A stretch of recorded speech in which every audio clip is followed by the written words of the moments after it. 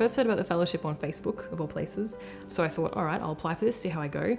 And then I managed to get it, which is amazing. And I just kind of wrapped up my work at the university, wrapped up my contracts and headed over.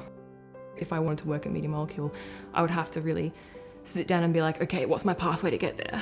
I'm gonna have to do this, then I'll have to do that, and I'll have to talk to people, and it would be something that would take me a really long time. But with this opportunity, it was simply a matter of applying, meeting the people, and also for me to know that actually I do fit with these people really well.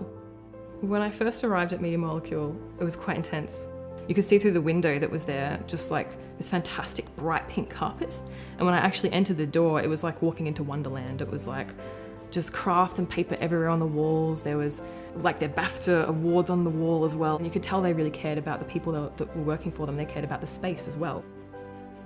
So my formal role was as a producer. I had also actually applied for the programming role as well, but because I have a game background, I found that as soon as I got there, they recognised that, and that became very useful in my ability to communicate with the team. I came to work on Tearaway Unfolded, which is their PS4 sequel of the Vita title Tearaway.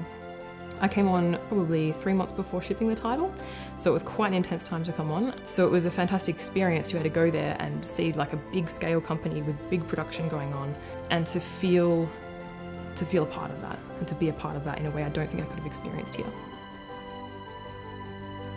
The biggest challenge was definitely, I guess, being thrown in the deep end with it all. And I think that was also a really important part of the learning process. So that was the first thing, was adjusting to that, adjusting to the company culture, and I think also a little bit was adjusting to England as well, living outside home. Another one of the big challenges I guess I faced was learning different ways of communicating.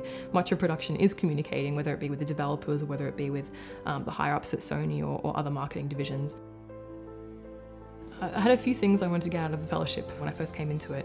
The biggest thing I think was to understand how a company like Media Molecule runs themselves. I wanted to make connections and meet new people. I wanted to see what the scene was like outside of Melbourne, to hear what they were excited about, and to see how they then took that out of themselves and put that into craft. The final thing I wanted to see out of it was to simply become better at everything I know how to do. And that included not just technical skills, but also my organisational skills, and obviously as a producer to understand what goes behind that. The fellowship absolutely met my expectations. Not only have I got a whole lot of new skills and a whole lot of new connections, and I understand the game scene in a very different way than I did before, I've also got myself a job out of it. But the benefits also back to Victoria and to Melbourne and to Australia as a whole are fantastic as well. So being able to go to England and see how they structure things there and then come back and apply that all over here is a phenomenal opportunity. I am so excited by the game sector in Victoria.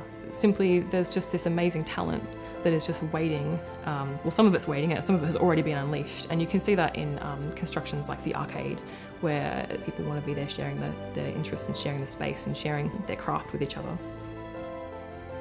It's really important to get women into leadership roles in games, simply because there aren't many and there's a lot of talent we can pull on, but also because there's a lot of value in diverse voices, not just in gender, but also in race and sexuality and every other diversity there is. The support I got from Film Victoria was amazing. They were incredibly friendly and caring, and you could tell they just wanted to help you succeed in every way they could.